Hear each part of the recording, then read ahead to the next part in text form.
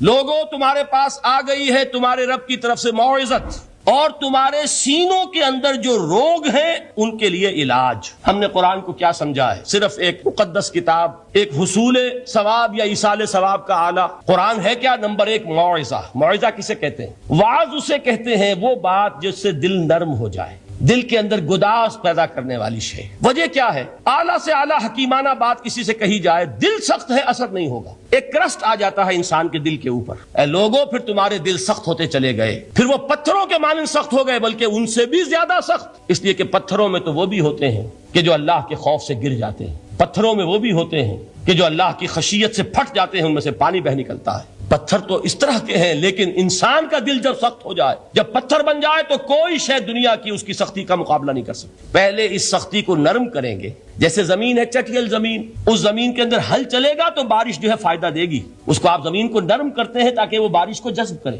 ورنہ چٹیل زمین ہے سخت، وہ پانی بہ جائے گا اور وہ زمین کے اندر جذب نہیں ہوگا۔ کیا لفظ استعمال کیا؟ موعظہ۔ یہ قرآن واعظ ہے، نصیحت ہے، دلوں کو نرم کرتا ہے، دلوں پر جو کرسٹ آ گیا ہے سخت اسے توڑتا ہے، اس میں ہل چلاتا ہے۔ پھر کیا کرتا ہے؟ پھر جب یہ جذب ہوتا ہے، شفاء لما فی الصدور، جو سینے کے روگ ہیں ان کے لیے شفا ہے۔